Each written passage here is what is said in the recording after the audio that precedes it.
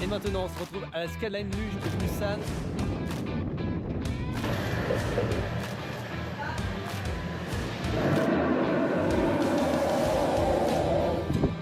Notre petit jardin.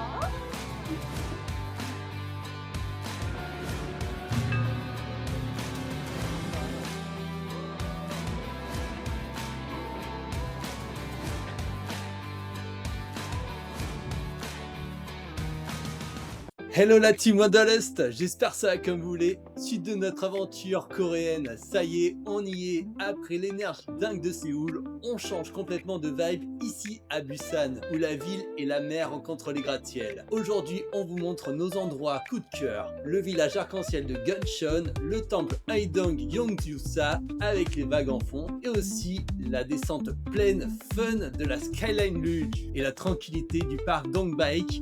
Les vues incroyables du téléphérique Songdo, j'espère que je vous ai tout bien prononcé, et bien sûr quelques spécialités locales à tester absolument. Installez-vous confortablement, on embarque pour Busan ensemble, let's go! Bon, on avait trouvé la solution du bus. Le problème c'est qu'ils prennent pas les grosses valises, donc on va se replier sur le métro, pas le choix. Alors là avec les valises il y a vraiment un réel problème, il y a des endroits où on peut même pas passer même dans le métro, donc il y a des endroits spéciaux et on s'y rend tout de suite. On a séjourné au Denbesta Hotel et on le recommande à 100% si vous cherchez un super rapport qualité-prix. C'est calme, propre, avec petit déjeuner gratuit, parking gratuit, wifi partout et un staff super sympa et accueillant. Ah, faut enlever ses chaussures. Faut mettre les petits chaussons. Il est bien situé près de l'aéroport Gimhae, idéal si vous arrivez tard ou partez tôt et loin de la foule touristique. Parfait pour se reposer après une journée intense, les chambres sont modernes avec frigo et bureau et franchement c'est l'un des meilleurs budgets hôtels que l'on a testé en Corée. Après quelques heures de bus, nous voilà arrivés au village Gamcheon, le village coloré. Gamcheon Culture Village, souvent appelé le Santorini de la Corée. Regardez ces maisons pastel empilées sur la colline, c'est juste magnifique. À l'origine, c'était un quartier refuge pour les réfugiés de la guerre de Corée. Dans les années 2000, les artistes l'ont transformé en galerie à ciel ouvert. Bienvenue à Gamcheon. Notre conseil, perdez-vous dans les ruelles, montez jusqu'au point de vue avec le Petit Prince et prenez toutes les photos. C'est l'endroit le plus instagrammable de Busan.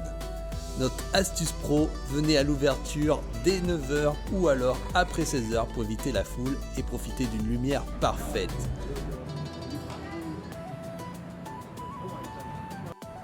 Et n'oubliez pas le rooftop du Sky Garden pour la vue panoramique.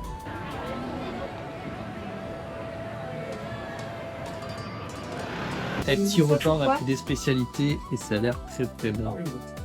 Et pour l'occasion, nous avons testé 2 plats traditionnels ici en Corée du Sud et on s'est vraiment régalé à tester d'urgence. Nouvelle journée ici à Busan. On va se faire aujourd'hui le Haedong Yongju-sa Temple et après on va partir pour la Skyline Luge à Busan. C'est juste une dinguerie, plein d'activités, plein de belles choses. Le temple, il est magnifique. On va voir ça tout de suite. Après, on va finir avec une belle activité pour se divertir avec la Skyline Luge. C'est des luges qui, en fait, c'est un style Mario Kart. Tu descends sur de la route avec plein de virages et tout. On va se faire des courses. Ça va être d'enfer. Alors, pour arriver jusqu'au temple, on a pris le bus 1001. Sinon, vous pouvez également prendre des taxis qui vous amèneront ici. Ce sera plus cher par contre. Mais voilà, c'est le meilleur moyen pour nous, ça a été le bus, pas très cher et très pratique. On passe maintenant à l'un de mes endroits préférés en Corée, le temple Haedong Yongju-sa, l'un des rares temples bouddhistes construits au bord de la mer. Des vagues qui s'écrasent sur les rochers, les statues dorées, les lanternes, l'ambiance est incroyable. Le moment fort, le pont aux 108 marches qui symbolise les 108 tourments bouddhistes. Et surtout, venez tôt le matin pour éviter la foule et profiter de la sérénité. C'est l'heure de faire un vœu, d'accrocher une petite lanterne pour qu'il se réalise là, au bord de la mer.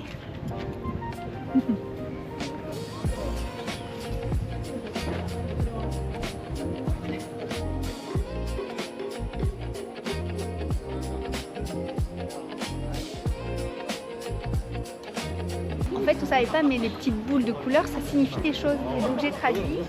Nous, on a pris le vert, et le vert, c'est la chance. Et sinon, le rouge, c'est la santé. Et après, on aurait dû peut-être prendre mon amour. Le rose, c'est l'amour, le rose foncé. C'est amoureux toute notre vie. Bon, on reviendra.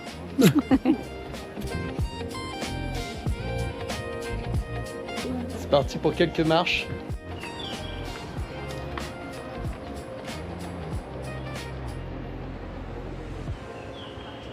Ici, les visiteurs viennent prier, faire des vœux, mais aussi simplement ressentir l'énergie du lieu.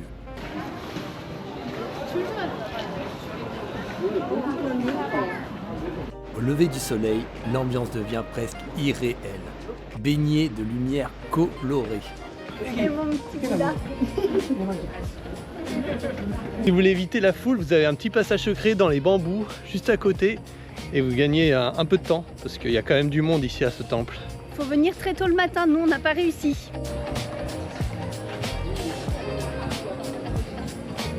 Et maintenant, on se retrouve à la Skyline Luge de Busan, du ride en mode Mario Kart.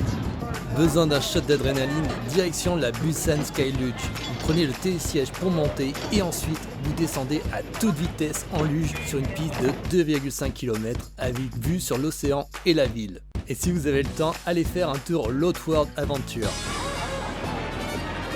Let's go! Tu vas chercher une fois de caméra.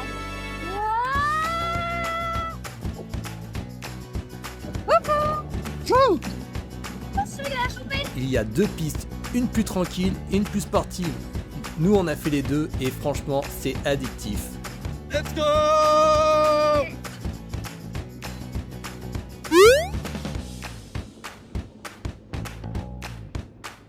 Petite astuce, venez en fin d'après-midi pour le coucher de soleil, c'est magique.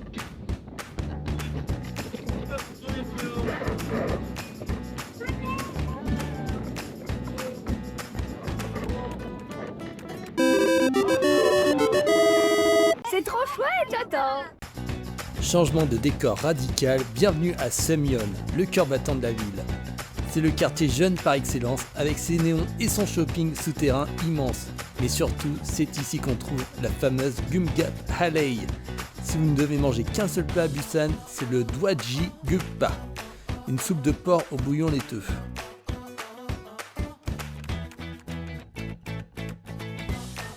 Seumyeon est un labyrinthe. Il y a une ruelle spécifique bondée de stands de street food classiques et des poissons en veux-tu, en voilà. Les incontournables à goûter, les tteokbokki, ce sont des gâteaux de riz épicés avec la sauce souvent rouge vif et épaisse. Les omuk, ce sont des fish cakes à manger debout avec un gobelet de bouillon chaud. Et les pajong, ce sont des crêpes à la ciboulette faites sur de grandes plaques en fer. Thank you. Thank you. Gamsamida. J'ai embarqué des petits crabes et je vais goûter ça parce que Sarah ça l'attend pas. Je goûterai peut-être, mais pas tout de suite. Donc voilà, je viens d'acheter des petits crabes comme ça qui sont croustillants. C'est un petit goût de chips et franchement c'est pas mal. Il y a tout ce qu'il faut dans ce marché. Regardez. Et en quête d'un dessert, nous sommes tombés sur des beignets au miel ou sinon ils étaient avec des graines. On change totalement de décor, direction Hyundai Beach. Nous voilà arrivés à la plage Hyundai et on a beaucoup de chance parce qu'il y a un concours de châteaux de sable, des géants châteaux de sable qui sont en train de se faire. Bon, il y en a que quelques-uns qui sont en construction, il y en a que 2 pour le moment. Mais ça va être monumental et il y en a un Jurassic Park. Moi j'adore Jurassic Park. C'est un endroit très sympathique avec plein d'événements tout au long de l'année. Vous allez voir, il y a plein de festivals, c'est un endroit qu'on vous conseille.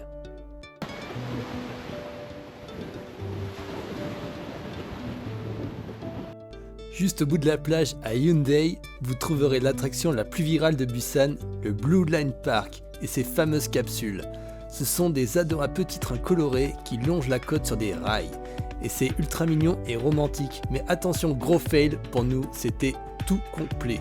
Pour finir la journée, on s'est arrêté au parc de Dongbakseom, un magnifique parc avec une belle statue et aussi la petite sirène, plein de belles choses à voir.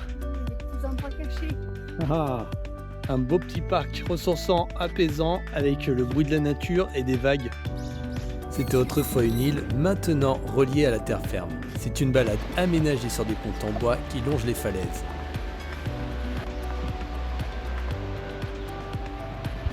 Sur le chemin, ne ratez surtout pas la statue de la sirène assise sur ce rocher, elle est l'icône du parc.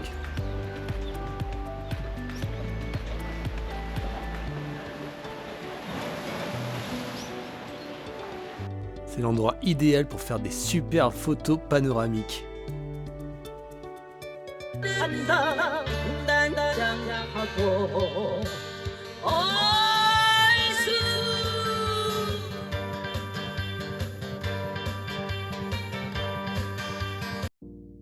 Après notre balade dans le parc, nous sommes tombés sur quelque chose de très typique dans les rues nocturnes de Corée, les tentes de voyantes.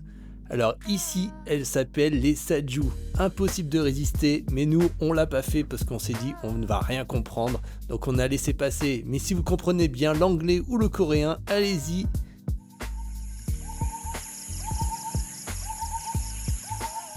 Nouvelle journée, on attaque avec un téléphérique qui passe au-dessus de la mer, et avec une vitre, comme ça on pourra voir ce qui se passe en dessous de nous.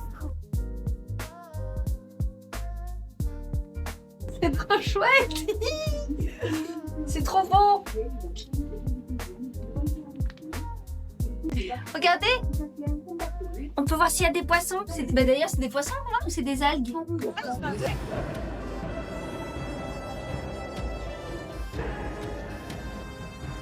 Bienvenue au parc Amnam, l'ambiance est super relaxante, enfin presque. Parce qu'au milieu des arbres, on tombe sur des dino-aventures, des T-Rex, des dinosaures animés qui rugissent en pleine forêt. C'est le contraste total, un peu kitsch, mais franchement drôle à voir.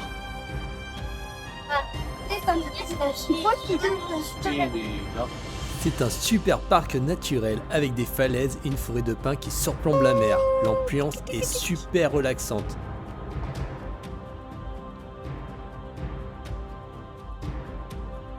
Donc on a pris un petit ticket parce que c'est payant pour aller sur la petite île à Donseon Island, je crois.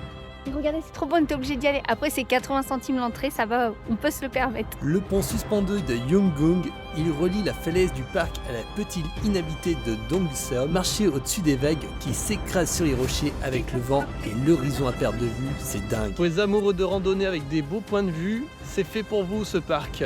Amnam. Il y a de belles choses avec le pont qu'on vous a montré tout à l'heure. Et cet endroit était également une zone militaire avant, transformée en un joli parc. Il y a un petit éléphant là.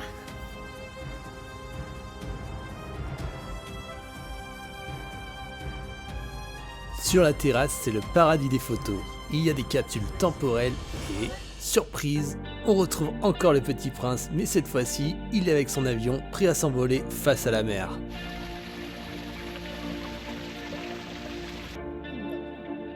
Je vous emmène où? Quelle sera notre prochaine destination?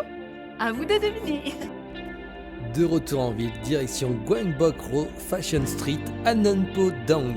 C'est le véritable cœur de la mode ici. Un peu comme le Myeongdong de Busan. La rue est super vivante, remplie de grandes marques, de boutiques de cosmétiques et de cafés. Ce que l'on adore, c'est qu'il y a plein de sculptures artistiques en bronze tout le long de la rue. Et ça donne un côté très créatif. C'est l'endroit parfait pour faire du shopping.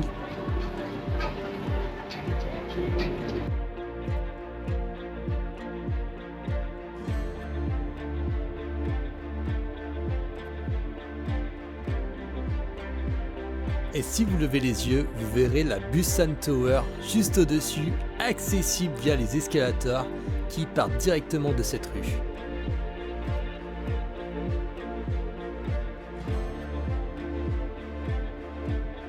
Il y a des trucs trop chouettes en Corée du Sud que j'adore. Tu peux faire des photos partout, regarde, dans un magasin. Hop. Et ça va sortir en instantané. Là. C'est pas trop funky ça?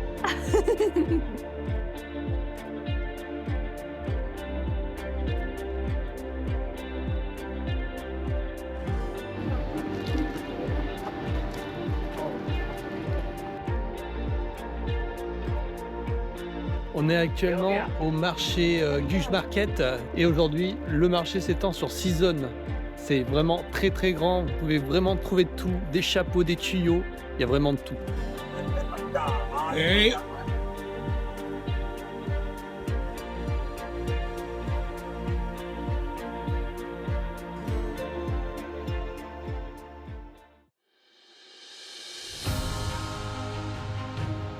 J'ai 2 tenues, je sais pas laquelle choisir.